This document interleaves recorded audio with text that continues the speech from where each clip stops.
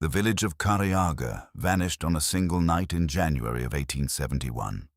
47 souls gone before morning, with fires still burning and bread still cooling on wooden boards.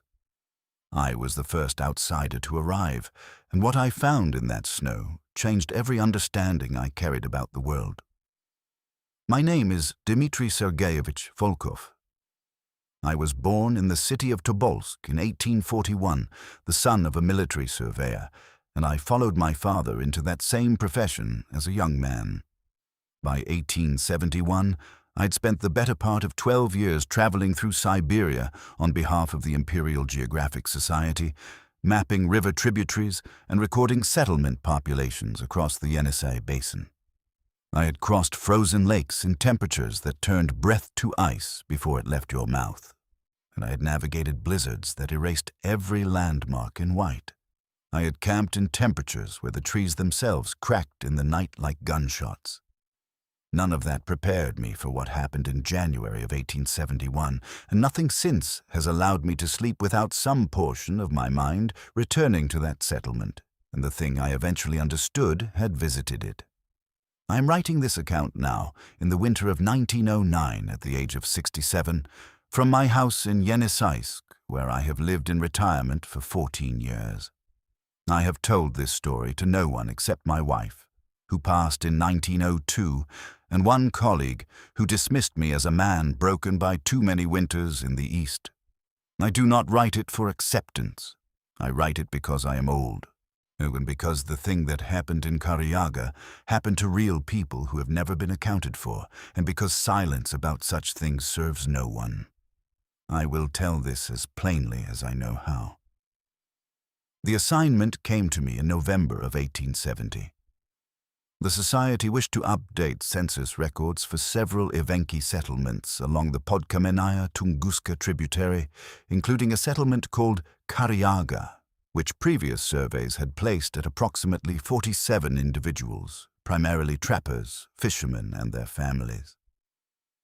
I was to travel east from Yeniseisk in late December, arrive at the settlements before the deepest part of winter set in, record names and occupations and family structures, and return by early March. It was standard work. I had performed similar surveys a dozen times across similar regions, and I hired 2 local men to assist me as guides and porters, brothers named Ivan and Pyotr Makarov, who had traveled the eastern taiga routes regularly as traders. We departed from Yeniseisk on the 22nd of December, 1870, with a loaded sledge, 2 horses, and provisions for 12 weeks. The first 2 weeks of travel were unremarkable. The taiga in deep winter is a landscape of absolute stillness that I had learned to appreciate rather than fear over many years. The birch and larch forests stood in silence, their branches heavy with snow, the only sounds the creak of the sledge and the breathing of the horses, and the occasional distant knock of a woodpecker working a dead trunk. Ivan and Pyotr were experienced men, neither given to unnecessary conversation. Des and the 3 of us traveled comfortably together through short days that ended in long blue twilights before total darkness came down hard at 4 in the afternoon. We made good progress. The weather held. We passed through 2 smaller settlements before the new year, recorded their populations without incident, and continued east. I remember very clearly the morning we first noticed something had changed in the forest. It was the 4th of January, 1871. We were perhaps 4 days' travel from Kariaga, following a frozen tributary on its northeastern course through heavy forest. The temperature that morning had dropped sharply, which was common enough, but what I noticed first was the birds. I had traveled this region enough times to know that even in the coldest winters, there are birds. Siberian tits and nutcrackers and certain finches that remain through even the worst months. That morning, there were none.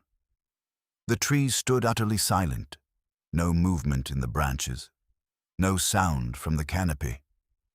Nothing. Pyotr noticed it before I mentioned it. He pulled up alongside me on his horse and said quietly that the forest felt wrong. Ivan agreed without being asked. We continued, but more slowly, and none of us spoke for most of that day. The second thing I noticed was the tracks. I am a surveyor and a man trained in observation. I had seen wolf tracks and bear tracks and the tracks of elk and reindeer countless times. These tracks were none of those. They appeared on the 5th of January, running parallel to our route, about 40 meters into the tree line on our right side. The impressions were large, far larger than anything I could account for, roughly circular depressions perhaps 60 centimeters across, spaced with a stride that suggested a bipedal creature moving at a walking pace. The snow around each impression was compressed rather than scattered, suggesting considerable weight. I dismounted and walked to the nearest print and crouched over it and held my gloved hand next to it for comparison. The print was wider than my outstretched hand by several times. Piotr watched me examine it from the saddle and said nothing, but I saw him touch the knife at his belt. We could not determine when the prints had been made. There had been light snowfall the previous night, and the prints were partially filled, suggesting they predated our passage by at least several hours. So I calculated the stride length at roughly 2 meters based on the spacing between impressions. Whatever had made them was very large, and it had been walking alongside our route through the forest. We had not seen it. We had not heard it. The horses had given no warning. I recorded the measurements in my field journal, and we continued toward Kariaga. The 3rd and 4th days of January passed without further incident, though the forest remained unnaturally silent, and both Ivan and Piotr grew noticeably quieter than their usual reserved manner.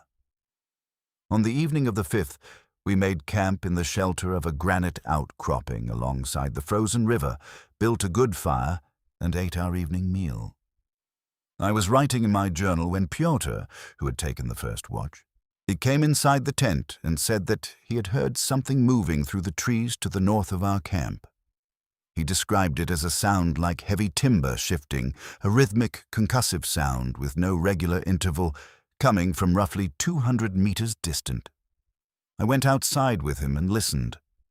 I heard nothing. After 20 minutes, the temperature drove us back inside, and I recorded the report in my journal without conclusion. That night I slept poorly.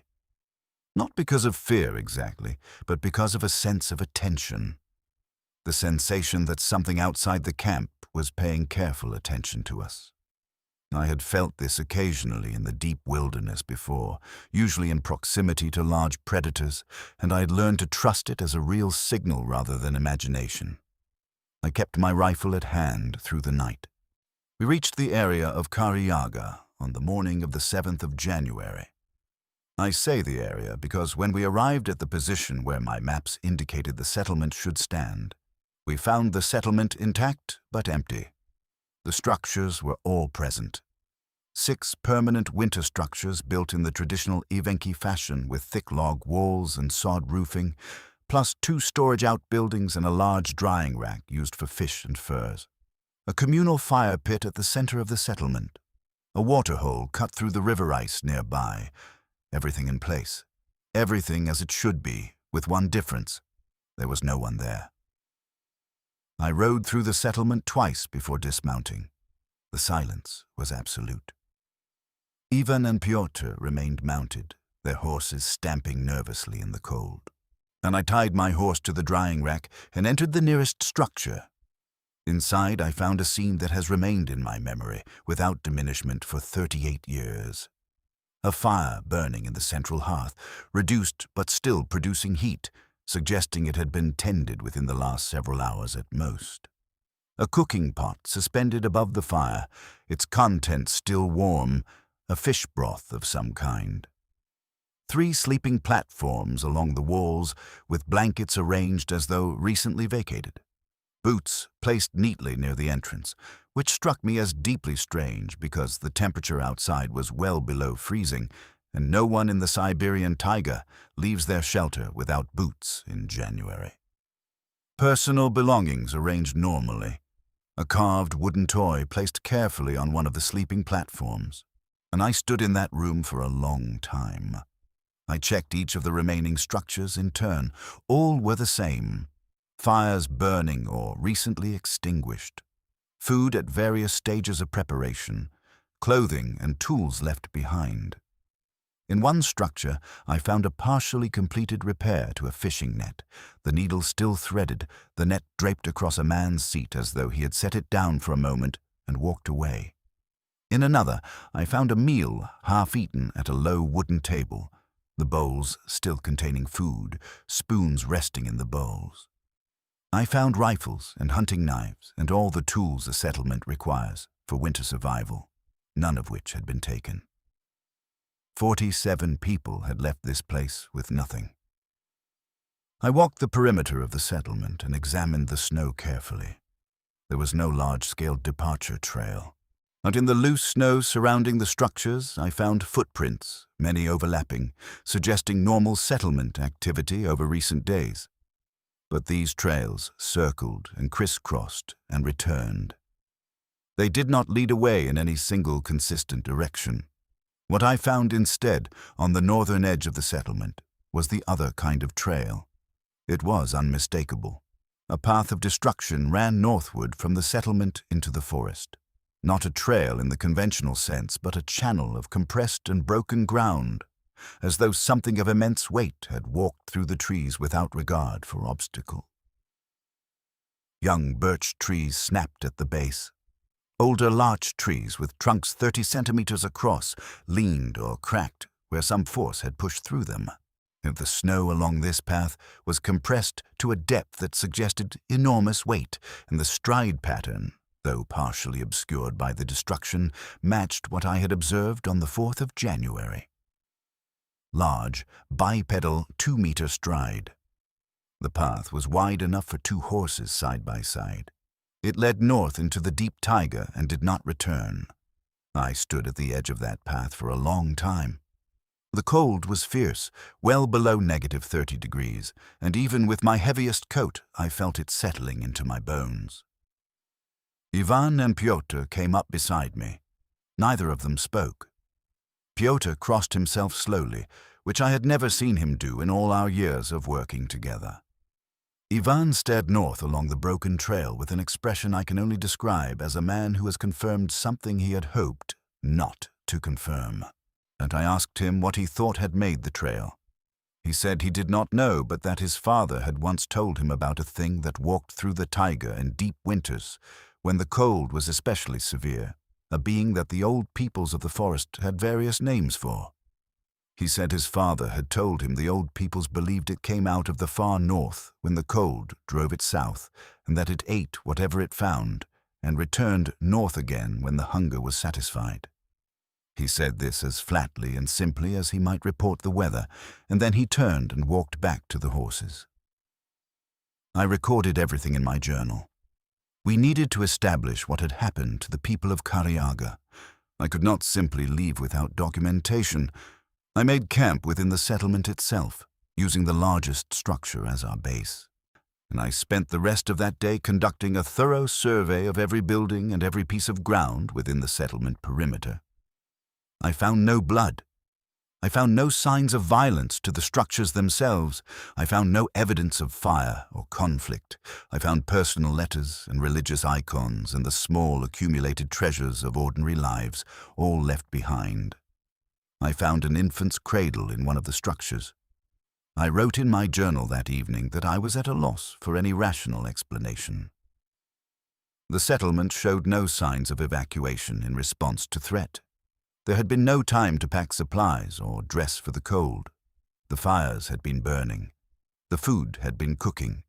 The departure, if it was a departure, had been sudden and total and had left behind every material necessity.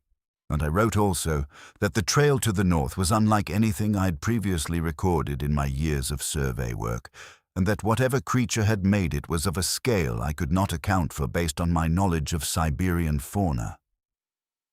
That night, the sounds began. I was writing by firelight when Ivan put his hand on my arm and said quietly to stop moving. I went still. In the silence, I heard it clearly, a sound coming from somewhere north of the settlement, deep in the tree line. It was rhythmic, low. Not quite an animal sound, and not quite anything else.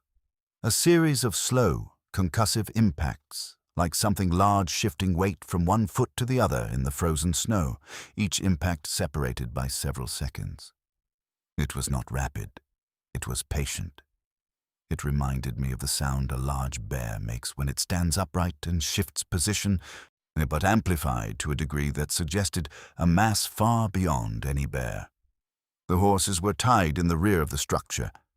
Both began to pull at their ropes and make low, panicked sounds that they suppressed, as though they too were afraid of drawing attention to themselves. Piotr went outside to calm them. He came back inside quickly and said that he could see the tree line from the entrance of the structure and that the shadows at the edge of the trees were wrong. That something was there that was not a tree, that it was tall, that it was not moving, but that it was present. I picked up my rifle. Ivan picked up his. We sat by the fire and waited. The sounds continued for approximately 2 hours. The rhythmic shifting, the compressed snow sounds, something standing at the edge of the tree line north of the settlement, and perhaps 80 meters distant in the dark. At some point around midnight, the sounds stopped. They did not fade. They simply stopped, as though whatever had been making them had taken a single, decisive step backward and was gone. None of us slept that night. In the morning, I examined the tree line. In the snow at the northern edge of the settlement perimeter, roughly at the position where Piotr had indicated the shadow, I found the prints again. The large compressed depressions, bipedal, 60 centimeters across. 2 of them, side by side, indicating that the thing had stood in that place for some time. The snow around the prints was disturbed in a wide radius, consistent with very large feet moving slightly in place over a period of time.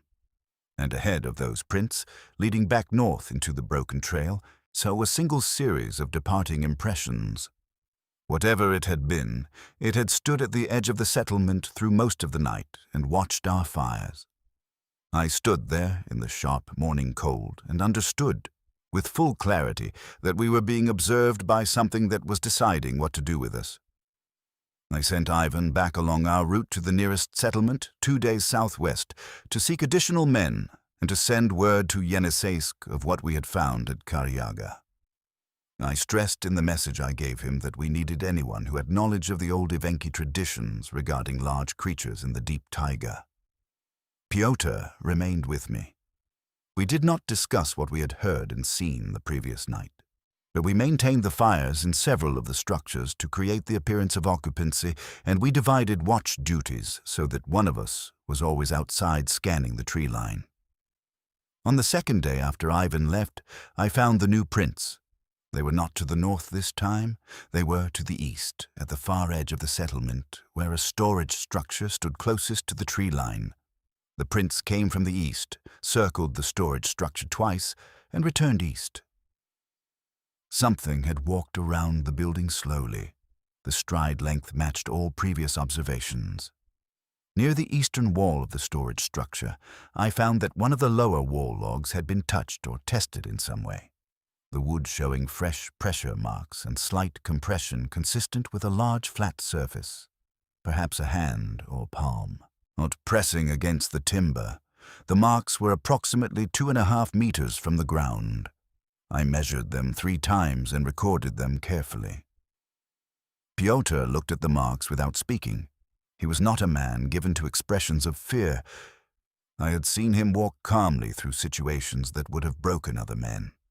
But he had a look in his eyes that day that I recognized from the previous night, a look of someone who has encountered a category of danger for which his previous experience provides no preparation. We continued our vigil. On the 3rd day, in the late afternoon as the light was failing, I was standing near the central fire pit warming my hands when I looked north and saw it. I will describe what I saw as precisely as I can, because I have gone over it in my memory more times than I can count, and the details do not change. The forest north of the settlement, where the broken trail began, was perhaps 100 meters distant. The late afternoon light in January in that latitude is oblique and dim, falling nearly horizontal through the trees and casting long, flat shadows across the snow. In that failing light, at the edge of the tree line, a shape was visible that did not belong to the trees. It was tall, standing upright.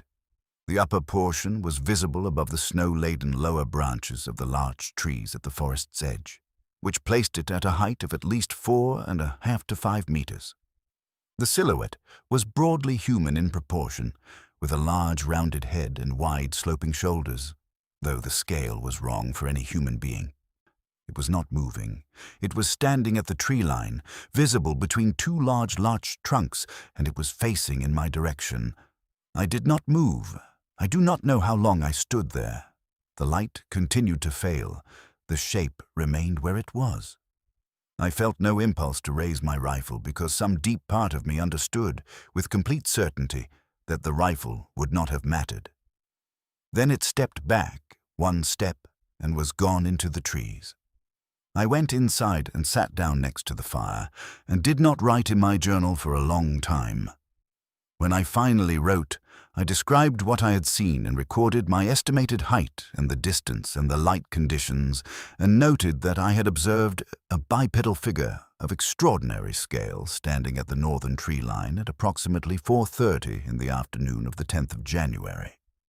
I recorded that it had not moved toward the settlement. I recorded that it had retreated. I also recorded that I believed the people of Kariaga were gone, and that wherever they had gone, they had not gone willingly. Ivan returned on the 11th of January with 3 additional men from the neighboring settlement, including a man I will call simply the Elder, an Evenki man of perhaps 70 years named Afanasi, who had traveled as a traditional knowledge keeper with survey parties before. When I showed Afanasi the settlement, the tracks, and the broken northern trail, his reaction was the one Ivan had described. He went very pale. He walked to the northern trail and looked along it for a long time, and then turned back to me and said one word: Mikula. He said it the way you say the name of a person you have known for a long time and hoped never to meet again. I asked him to tell me what Mikula was. He was reluctant. He said the old peoples of the forest had known of such beings for longer than any living memory could reach, that they were very large and very old and very hungry, and that they came out of the deep north in the worst winters when the cold had driven away the game and the hunger had grown beyond endurance. He said they moved through the taiga at night primarily, but that hunger could bring them to settlements in daylight. He said they were not simple animals. He said they were intelligent in their way. He said they remembered places. He said the old peoples had rules about how to behave when Mikla was near a settlement, and primary among which was to leave the territory entirely rather than attempt to remain or drive it away, because Mikula could not be driven away and would not leave until its hunger was satisfied. I asked him what had become of the people of Kariaga. He looked at me for a long time and then said only that the settlement was gone and that we should be gone before nightfall. I was a professional surveyor and an official representative of the Imperial Geographic Society. I had a duty to document what had occurred and to make every effort to account for the people of this settlement. I told Afanasi that I needed to follow the northern trail as far as practical to determine whether any survivors could be found. He told me this was an error. I told him I understood his concern and would be careful. He told me again, in plain terms, that it was an error of the fatal kind. I told him we would travel by day and return to the settlement by late afternoon. He did not argue further. He simply said that he would not come and that he would not be at the settlement when we returned. I went north the next morning with Ivan and Pyotr and the 3 men Ivan had brought. 6 of us, armed, following the broken trail north through the taiga. The trail was extraordinary to walk, the width of it. The trees sheared off at various heights, not torn, but snapped cleanly, suggesting something that walked through them with its body rather than walking around them. The snow packed to near ice depth in the impressions. The stride revealed itself more clearly when I could walk the full trail. Roughly 2 meters between each footfall, was each print measuring between 55 and 65 centimeters in width. Based on comparative anatomy and the height I had observed at the tree line, I estimated the figure at between 4 and 5 meters tall and of proportional mass. I am a man trained in measurement, and I do not offer these figures casually. We followed the trail for approximately 4 hours before we found the first evidence. In a wide depression in the trail where the creature had apparently stopped and spent some time, we found scattered objects. A fur coat of the kind the Evenki of the region wore, heavily made for winter temperatures, torn as though it had been removed from someone rather than discarded. A leather boot, a beaded belt of the decorative type that women of the settlements wore. These items lay in the depression as though dropped without care. And the snow around them was thoroughly disturbed, packed and repacked in the way snow looks when heavy weight has been applied to it repeatedly. I gathered these objects and wrapped them in cloth and put them in my pack. Ivan had gone quiet in a way that was different from his usual quiet. One of the 3 men from the neighboring settlement said something in his own dialect, low and very fast, and crossed himself. I recorded the find in my journal, and we continued. 2 hours after the first find, we found more. A second depression in the trail, larger, the snow packed in the same manner. More objects.